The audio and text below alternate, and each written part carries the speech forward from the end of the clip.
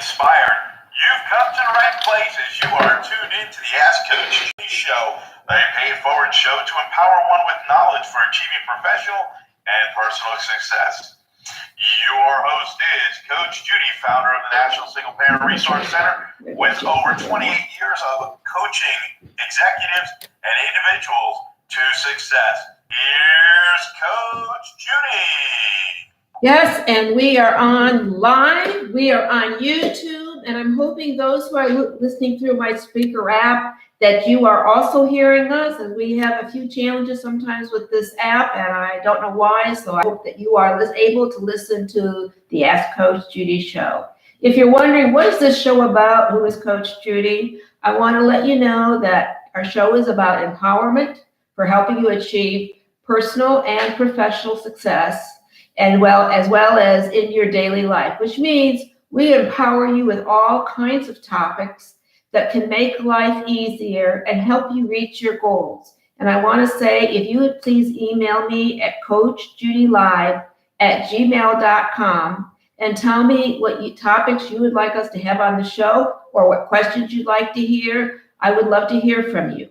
The email address is coachjudylive@gmail.com, or you can go to Facebook and click on Ask Coach Judy page and post it there and send it to me. And also I'm going to give you my website that has all the information so that if you miss listening to the show now, you could actually go later on demand and listen to it several different ways.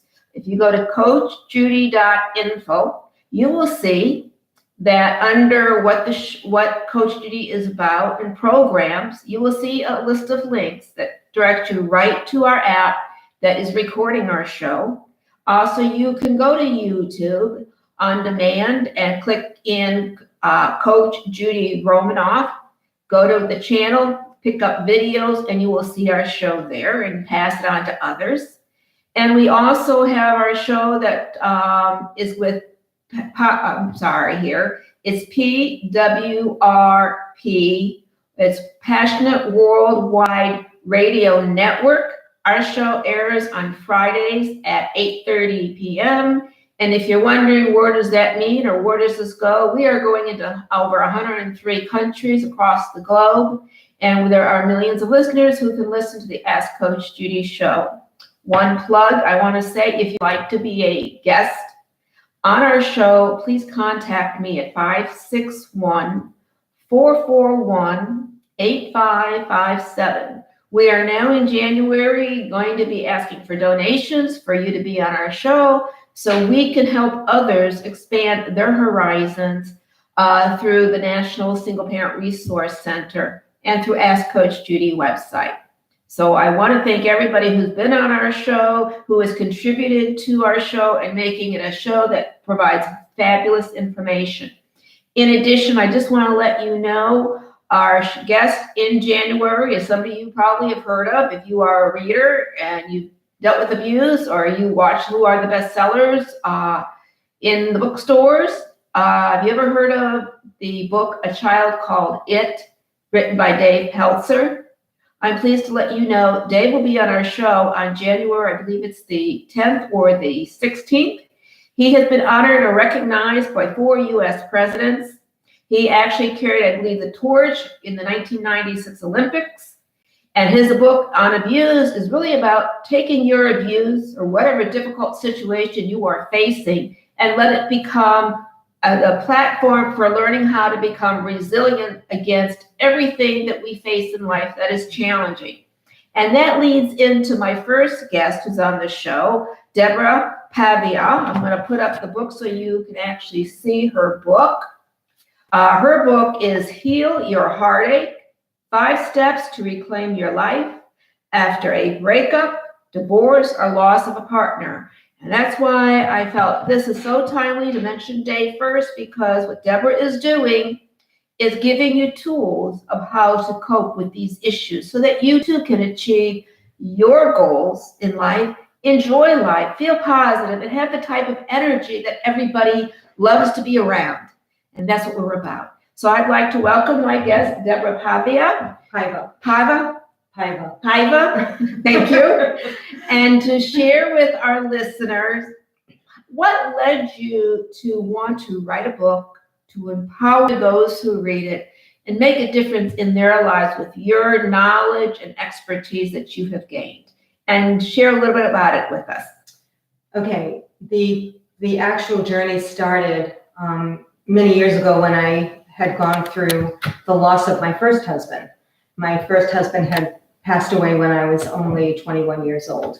So that was quite a healing process that I had to go through. Unfortunately, even though I was a health and a life coach after that for many years, I didn't really understand the loss I had not dealt with totally until I was divorced again. So what you're saying is, so I can help our listeners gather, is that you went through a loss at a very young age that you really don't expect at 21, 22 to marry and lose your husband. Right. And then you have to start your life over again, even though it may not have been that many years prior to being single. Yeah, I actually was married. My second marriage lasted a very long time. It was a 30-year marriage. Oh, okay. So, and it was a very happy marriage. And this is the experience that I find that a lot of people have. Everything is happy until it's not. Exactly. Until something happens. And I never expected to be divorced. But one of the things that I did know is that I wasn't ready to just let time heal me this time. What do you mean by let time heal you? Because there's already, everybody has their own perspective. So let's give our listening audience a real clarity of what you mean. Yeah, that's a great question, because everyone says time heals. It's a standard thing. The problem is, if you think time heals, well, what do you do when you get to a certain age? How much time is it going to take for you to heal at that point? And when I was 21 years old, people said to me very often, time heals. Right. Time will heal. Excuse me, one moment. I'm sorry, but I had to hit something there. The problem is, it didn't. It didn't heal. It didn't heal. And I thought it did, as long as I was happy in my second marriage, until things started falling apart. And I realized that there was a lot of sadness and a lot of healing that I still had to do. And it brought up all of the things that I had not healed from that first relationship. And so I decided that I was going to heal myself at this point. I was going to do everything it took to get myself more clarity, to understand what was going on, to learn the lessons that I was supposed to be learning in this life, because I feel that life is all about lessons. And then once I got to that place, even as I was doing it, and even as I was in the midst of constant tears and not being able to stop crying, I realized that if I could get to the other side of this, I could help other people to get to the other side of their pain as well. That's great. So actually you, and I just want to take a try to hit our button again here with our other app to get it working. Okay, is where you have a few challenges. I don't know what's happening here, but I'll see what I can do where you can't see me and I can focus on Deborah here. Is that you decided to take what you were going through and really make something of it. Yes, I knew that even in the beginning of this process. Even as I cried. I'm a very happy person, and I cried for a year and a half. Really? And I couldn't stop crying. Every single day there were tears, until one day, after working through so much of the pain, one day I realized that I had gone a full 24 hours without a tear, and I realized I was starting to come to the other side of this. But I knew even in the beginning that if I could get through this, that there was part of the reason that I was going through this was to be able to help my clients and other people that I would touch. And I knew there was a book in the works, but I was certainly not ready to write it at that point. It wasn't until I finished the entire healing process that I suddenly sat down and realized what that process was and put it on paper. All right, so what you're saying is that you are going through this process of loss. You had learned a lot, but then you found that there was something more that you needed to do. And would you say to our listeners who are going through difficult times, or actually went through a difficult time, but things are better, but they want to do something that's still with them? Right. Are you saying that they really should take it to a different level like you did? Absolutely. Absolutely. One of the biggest things that I talk about all the time at all of my speaking engagements with my clients, in my book, everywhere I possibly can, is the process of talking about your pain. if you can't find a specific friend or a therapist or a professional person or a life coach like myself or someone, journal it. It needs to come out of your body. And that is one of the most powerful things you can do, is to actually take that pain and actually express it so that it begins to come out of your body. So you're saying that you really need to write it down. Now, what about a lot of people, I know I'm one of them, enjoys getting it out by talking to others, as Right. well as other things that I have done proactively. And that's a fabulous thing. I find that sometimes, and I was one of those people also that felt that I was overextending my friendships. I was talking too much to my friends, and I felt like I was wearing them down. And I think a lot of us feel that way. So when we feel that way, we begin to start internalizing everything and holding it all in, and we become very hermit-like with our pain and our suffering. That's where journaling really can make the difference. All right, so then you're saying is that, and I want to share for our listeners so they know that they're not alone, that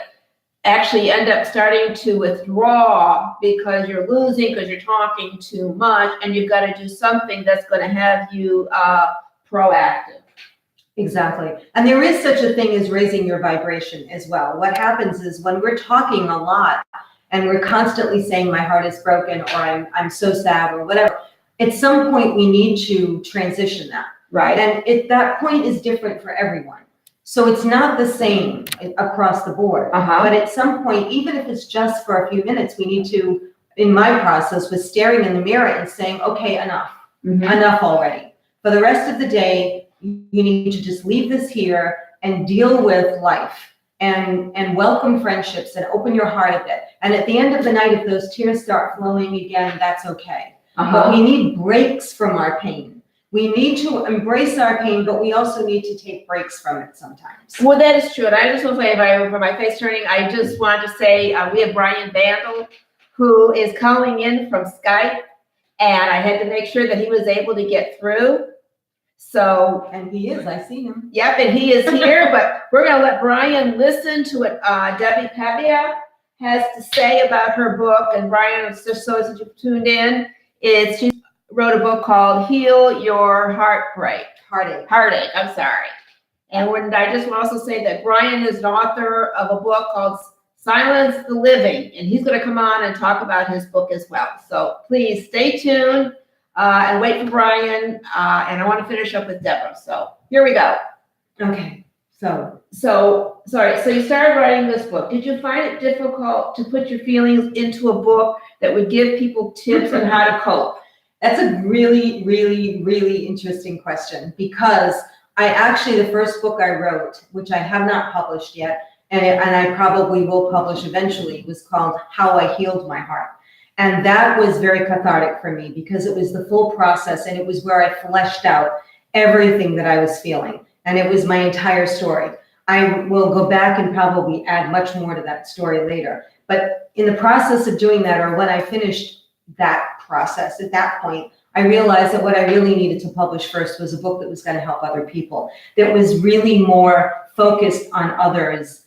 A bit of my story is in my book as well, but I wanted it to be more focused on practical steps that someone could use, the same steps I used to heal my heartache. That's great. And what I want to do is, is be able to have you give our listeners some empowerment tips that they can take right now and start their journey to healing and feeling good about themselves and letting go of the pain and anger that is built up. So can you just give our listeners a couple tips, because we don't have a whole lot of time. Absolutely. I have a 5-step process in my book, and the first step I talk about is honoring your feelings. And a lot of times what happens is we feel like we're weak or wimpy or suddenly not the strong person we thought we were. And I think the first step in any process is that we have to honor where we are right now. There's a lot of things that brought us to this place, and they're valid. They're very valid, and we need to honestly look at those things and say, it's okay if I'm sad or I don't feel like myself for a while.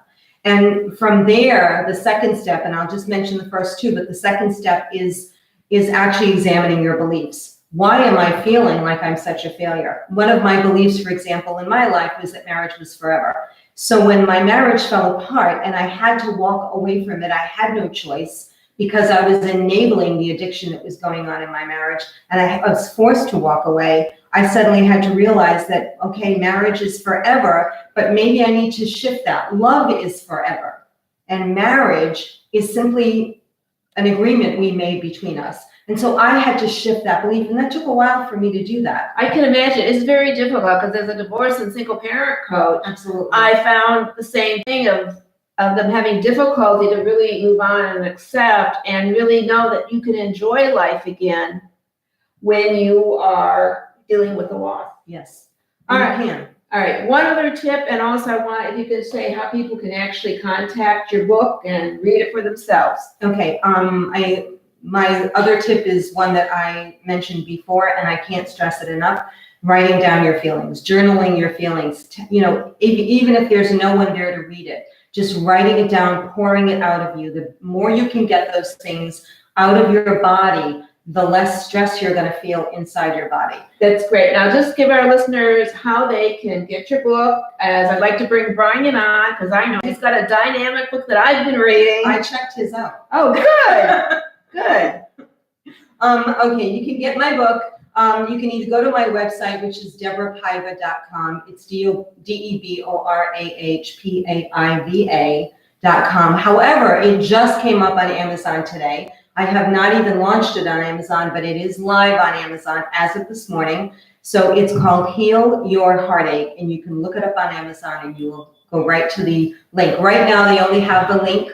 I only have the link on Amazon for the ebook, but the paperback book will be on there within the next day or two. Okay. Well, Deborah, thank you so much for coming on and sharing. May I show my book one more time? Yeah, you can show your book one more time. There you go. There's the book. Yes. Okay. Okay. All right, and you're welcome to stay while Brian shares about his book. Great. Absolutely. All Thank righty. you. So we got like 2 people with us for our Ask Coach Judy show of empowerment. And Brian, I hope you are hearing me. Okay, good. I'm going to try to get the volume as high, and I want people to be able to see you. Can you see? Move over. Okay, we're going to try to put you up here with our YouTube channel so people can see you while we talk. I'm trying to get my hands straight. Okay, I apologize for any confusion that may be. Okay, Brian, I want to welcome you to our show. You are a writer. You've been writing for many, many years in the business world, and you've taken and gone into writing science fiction books. And could you share with our listening audience how that came about? Well, I've been writing ever since college. It's just a process that I started to do. I love writing. I love fiction, and I wanted to put my imagination to paper. So it's something it took me about 10 years of writing before I got the first novel published with Silverleaf Books, and now Silence Living is my third novel with this publisher. Oh, that's great. Can you tell a little bit about your first book that ends up leading into your second book? Yeah, well, the first novel I wrote was Mute, and that was a novel where it started as a murder mystery and became more science fiction as it went on, sort of like an episode of The X-Files set in Florida. So there was mysterious murders taking place on the Indian River Lagoon in Florida, and a little girl was found, and her parents had their heads cut off, and they're not really sure what happened, and she was the only witness. And the police officers had to take the girl in and try and defend her. And so a police officer named Morgan Williams is trying to care for the girl because she's without her parents, but at the same time figure out what happened to her parents, and is the same thing that killed her parents also causing a whole lot of other mysterious deaths around Florida. Oh my gosh, that had to be a fantastic selling book. Yeah, that was a lot of fun, and it was a great story to tell, and I think it thrills a lot of people, and led me to wanting to write the sequel, Silence Living. And I tell you, I started reading that book and I couldn't believe what I was reading, what was really going on. It was interesting. You're not watching, but you're actually reading a book and reading these things, and you're trying to imagine it in your mind, something like that happening. So can you share with our listeners about your new book? So in Silence to Living, I have a real dilemma for Monique Williams. So Monique Williams is infected with an alien virus. An alien creature that's gotten inside her bloodstream, and it's incredibly infectious. It wants to get out and infect other creatures, people and animals, in order to change the environment of Earth so it can bring the alien species back. So you It's afraid to be near people.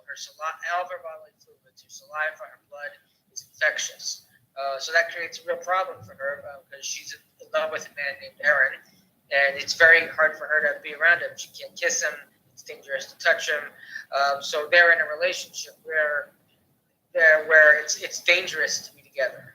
it sounds like it. As I was reading, I'm like, my gosh, what is next? Can you share with her? I'm sorry about the phone moving. I didn't realize I was going to have an issue with having to hold the camera up like I am. So let us understand, where are you going with this book? What are your goals with this book?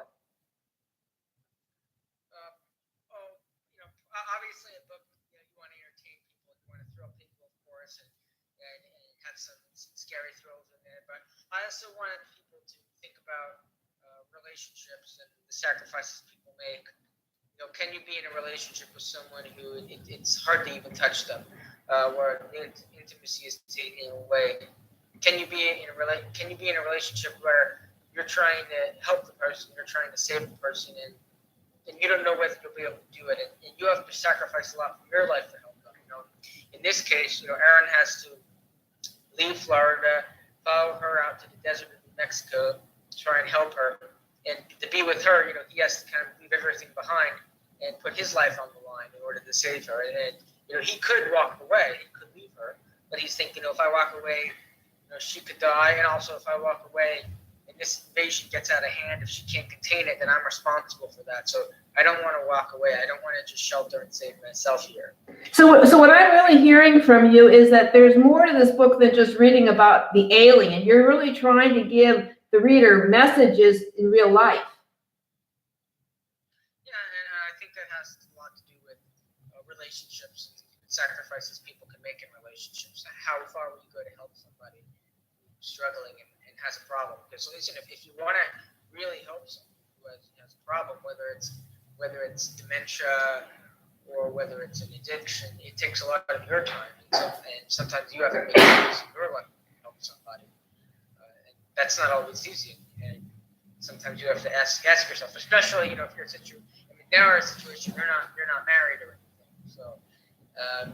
So whether you're married or not, you have to ask yourself, am I going to devote this much of myself to that relationship, to that person? It's a hard decision for a lot of people to make. So then really, having relationships is not a simple thing from what I'm hearing and with talking to you, Brian, and with our guest, Deborah, with her book about having relationships and losing and really having to think about how you handle situations then.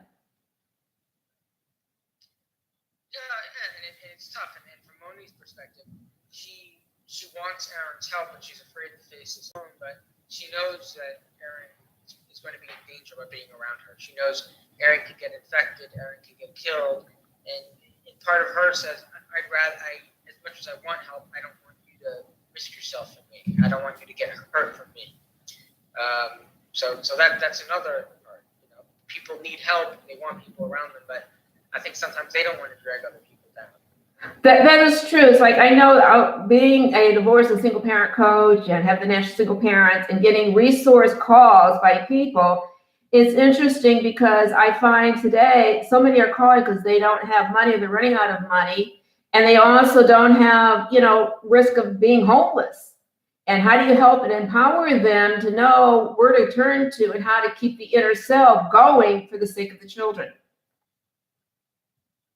Yeah, and I think this is a story that ultimately shows that the devotion can pay off, working together can pay off, and that the sacrifices can work, even though it's very hard at times. So, and there are times in someone's life that you have to give them those moments alone to work things out for themselves, but ultimately we need to lean on each other.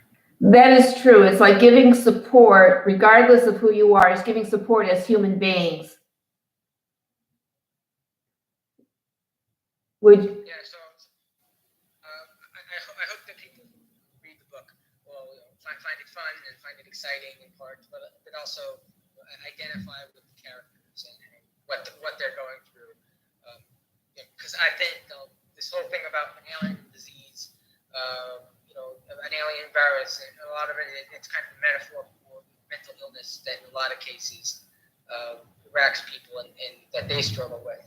Exactly. And I will say there's a lot of mental illness because of what's happening in our country, the economy, life changes, divorce, loss of a spouse, all these things really is an awful lot. And I find that sometimes these issues actually bring out somebody with mental illness where it was like borderline whether or not it would actually come out or not. And you put them in a stressful situation and then the mental illness itself really evolves.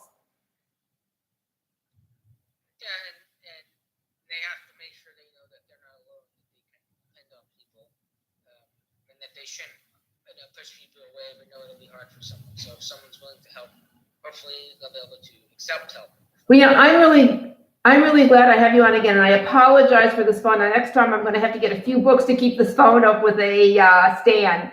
It's interesting that I want to bring out that, as a matter of fact, starting January 24th, we're actually starting a over-the-phone empowerment discussion group to help survivors of abuse so that they can feel connected and that they can grow and really move forward past the abuse so that the mental aspects of it doesn't take control of them.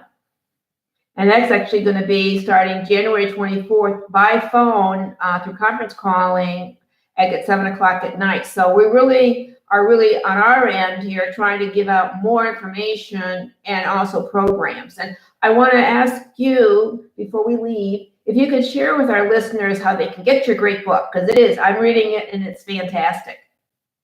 Thank you. Yeah. So Silence to Living is available at silverleafbooks.com, or you could go to amazon.com and type in Brian Bandell, and you'll see Silence to Living, Mute, and other books by me. And if you happen to live in South Florida, you can also drop by Books and Books in Coral Gables in Miami. If you want to support a great local bookstore, they also have Silence to Living there. Oh, that's great. And also I want to say for people here, it's at Silverleaf Publishing. They can go there. They can go to Amazon and click on Brian Bandell, right? Okay. And there's a bookstore you said down in Miami? Yeah, Books and Books. Book. It's a great bookstore in Miami. You can also find it there. Oh, that's fantastic. It's Books of Books down in Miami. Well, Brian, thank you so much for taking time out of your very busy schedule, because I know there's a lot of news going on in business, and you're a very busy man. So I thank you so much for coming on our show today and sharing about your book. Of course, it was a pleasure to be at the show, and I'm glad that you're creating a lot of resources to help people who've dealt with abuse and other things. I really appreciate what you're doing for the community. Well, thank you. You know something, the one line is, when you help others, in turn, it helps you in many ways. And I believe that if we give from the heart, we work from the heart, everybody wins. Absolutely. Okay. All right, great. Thank you so much, Brian, and have a super week. Thank you. All right, take care. Bye. All right. Let me just.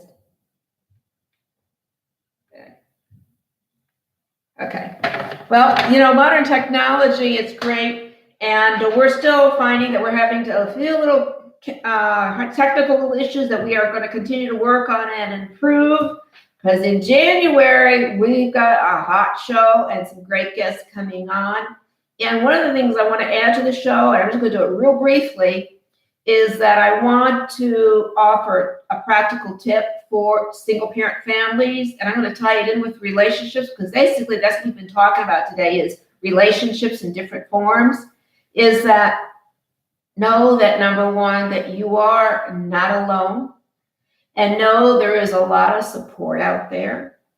And as a single parent, there are a lot of programs out on Facebook and also social medias. We also have the National Single Parent Resource Center, which has all kinds of great information and resources. And I want to give you that website. It's www.nationalsingleparent.org. As a matter of fact, I have Coach Judy's 10 practical tips for dealing with divorce and single parent issues. There's other services that you can contact us for, besides us being a hotline to provide information when they call. We do offer individual sessions. We do ask for a donation, but we're here to help you. And we want to make a difference. But what we need is we need you to reach out to us, to the resources that are on our show, and know that it takes one call to National Single Parent Resource Center at 561-441-8557 for help. And I want to let you know, you don't have to be a single parent to call. It's a nonprofit I started back in '94. It's been honored nationally, and I keep that going because of the fact that we do have a great website with shows on it and information. And now we're launching actually the CAT program, which is creating abusive transformation so that you can achieve your goals and dreams and enjoy life after abuse. I've been through it. A lot of people out there, and know that you're not alone. And abuse is not just physical or sexual. And if you follow us and you go to my website at coachjudy.info, you can click on and listen to all the different shows we talk about. And it's all about, in essence, turning the inside out. By having the knowledge, or as I say, get the facts, you can act, you can have success, and you really can enjoy life. You can have the energy that everybody wants to have in life today. It's up to you, and know only you can do it, and you're not alone to make it happen. Thank you so much for tuning in to the Ask Coach Judy show. And again, I apologize for any technical issues there may have been in listening or hearing our show. And again, email me at coachjudylive@gmail.com as I want to know, what business topics do you want to have on the show? What life topics as a parent, life topics as a single, and everything else in between. Because again, we're here, we care about you. We just need you to reach out to us. Thank you and have a great week. Bye. Okay, let's see. Hopefully I got 23 minutes of the recording. 23 minutes of it? Yeah. Uh-huh. Okay. Okay. I don't know if you wanted to do anything to introduce yourself again or not, that I can try and splice in since we missed a little bit in the beginning. I don't know, because I don't know what you missed. Okay. All right. Well, it's basically introducing you and just sharing a little bit about the story of why you started the book. Right. Okay. Okay. Did you want to do that? Because I can then kick it, close this off. Okay. Just pronounce